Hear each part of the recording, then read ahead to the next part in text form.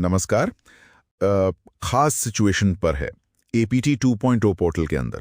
जी, ये उन ऑफिसेस के लिए है जिनका 05.08.2025 का डे एंड मतलब वो डे एंड प्रोसेस पूरा नहीं हो पाया था। हाँ, और हमारे पास जो जानकारी है वो एक इंटरनल डॉक्यूमेंट से है। इसमें बताया गया है कि भाई अगले दिन यानी 06.08.2025 की सुबह क्या स्टेप्स लेने हैं। बिल्कुल। तो मिशन सीधा है इन स्टेप्स को समझना ताकि सिस्टम ठीक हो सके और दिन का काम आराम से शुरू हो। तो चलिए इसे खोलते हैं। सुबह सबसे पहले हाँ, तो सुबह जैसे ही ऑफिस खुलेगा पहला काम तो वही APT 2.0 पोर्टल में लॉगिन करना है। ठीक है, लॉगिन कर लिया। फिर लॉगिन के बाद मेन्यू में अदर्स पर जाना है और उसमें ट्रेजरी कार्ड चुनना है। अच्छा, अदर्स फिर ट्रेजरी कार्ड, और यहीं पर सिस्टम को मतलब कुछ अजीब लगेगा। हाँ बिल्कुल, जैसे ही आप ट्रेजरी कार्ड खोलेंगे 2 पॉपअप मैसेज आएंगे एक के बाद एक। ओके। पहला कहेगा डे बिगिन एज ऑन 06.08.2025। उसे बस कंफर्म करना है।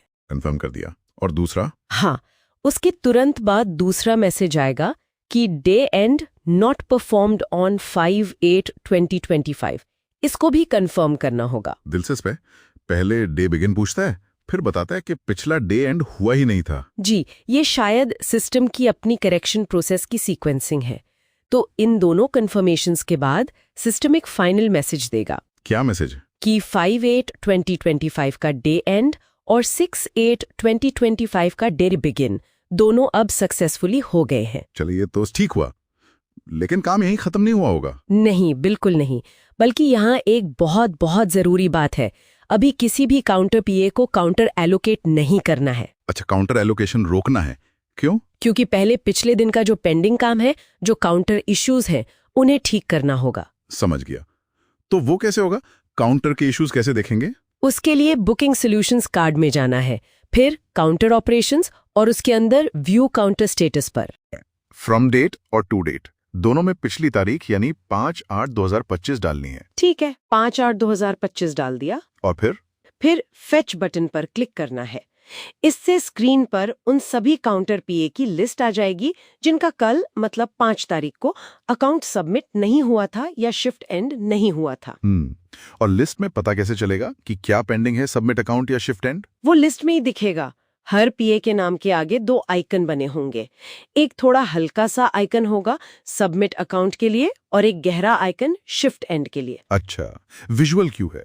तो पहले कौन सा ठीक करना है? पहले हल्के वाले आइकन पर क्लिक करना है, यानी सबमिट अकाउंट वाले पर। ठीक है, हल्के आइकॉन पर क्लिक किया। अब एक नई विंडो खुलेगी। उसमें सबसे पहले स्टेटमेंट जनरेट करनी होगी। जनरेट बटन होगा। जनरेट किया। फिर चेक स्टेटस और रिफ्रेश करते रहना है जब तक वो कंप्लीट ना हो जाए। उसके बाद फेच अकाउंट करना है। Fetch account? हाँ, अब यहाँ बहुत ध्यान देना है। स्क्रीन पर रसीद टोटल, पेमेंट टोटल और सबसे जरूरी दोनों का डिफरेंस दिखेगा। रिसीट्स और पेमेंट्स का अंतर, यहीं से आगे का रास्ता तय होगा। मतलब यहाँ 2 अलग-अलग केस बन सकते हैं। बिल्कुल सही, 2 स्थितियां हो सकती हैं। पहली, अगर डिफरेंस 0 है, 0 डिफरेंस का मतलब? इसका मतलब है कि उस काउंटर PA ने कैश तो ट्रेजरी में जमा करा दिया था कल, बस सिस्टम में सबमिट अकाउंट बटन दबाना रह गया था। ओके, अगर डिफरेंस 0 है तो सीधा सबमिट अकाउंट कर दें। जी हाँ, अगर डिफरेंस 0 है तो सबमिट अकाउंट का बटन एक्टिव होगा, उस पर क्लिक कर दे, अकाउंट सबमिट हो जाएगा। ठीक है, सबमिट अकाउंट हो गया। अब वापस लिस्ट पर वो आइकन अपडेट हो जाएगा। फिर उसी PA के नाम के आगे जो गहरा वाला शिफ्ट एंड आइकन है उस पर क्लिक करना है। शिफ्ट एंड आइकन पर? हाँ, उस पे क्लिक करके एक रिमार्क्स का बॉक्स आएगा। उसमें टाइप करना है forced shift end. Forced shift end? जी, और फिर सबमिट कर देना है। बस इस काउंटर का पिछला काम पूरा हो गया। ये तो हुई पहली स्थिति। अब दूसरी क्या है? अगर डिफरेंस 0 नहीं है तो? हाँ, ये भी हो सकता है। अगर डिफरेंस 0 नहीं है तो इसका मतलब है कि कैश ट्रांसफर ही नहीं हुआ था। अच्छा। इस केस में आप देखेंगे कि सबमिट अकाउंट का बटन एक्टिव ही नहीं होगा, दबाया नहीं जा सकेगा। तो फिर क्या करना है? पहले कैश का हिसाब करना होगा। वहीं पर ट्रांसफर कैश का बटन दिखेगा, उस पर क्लिक करना है। Okay, transfer cash. हाँ, और जो भी डिफरेंस अमाउंट दिख रहा है उसे वहां एंटर करके कंफर्म करना है। ये सिस्टम का एक तरह का चेक है कि भाई पहले पैसे का हिसाब करो। ठीक है, समझ गया। कैश ट्रांसफर अमाउंट डाल दिया, कंफर्म कर दिया। अब सबमिट अकाउंट सीधे नहीं करना है, प्रक्रिया थोड़ी दोहरानी पड़ेगी। अच्छा, कैसे? कैश ट्रांसफर कंफर्म करने के बाद फिर से उसी विंडो में स्टेटमेंट जनरेट करनी होगी। जनरेट, फिर चेक स्टेटस, रिफ्रेश और फिर फेच अकाउंट करना होगा। ओके, दोबारा फेच अकाउंट। हाँ, अब जब आप फेच अकाउंट करेंगे तो डिफरेंस 0 दिखेगा और अब सबमिट अकाउंट का बटन भी एक्टिव हो जाएगा। अच्छा, तो अब वही स्टेप्स फॉलो करने हैं जो पहले केस में किए थे। बिल्कुल।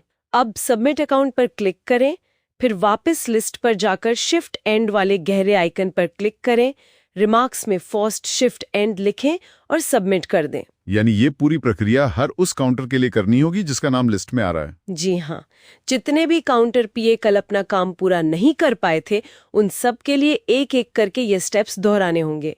सबमिट अकाउंट, फिर शिफ्ट एंड। ठीक है, मान लीजिए सब काउंटर्स का ये पेंडिंग काम निपटा दिया, अब क्या?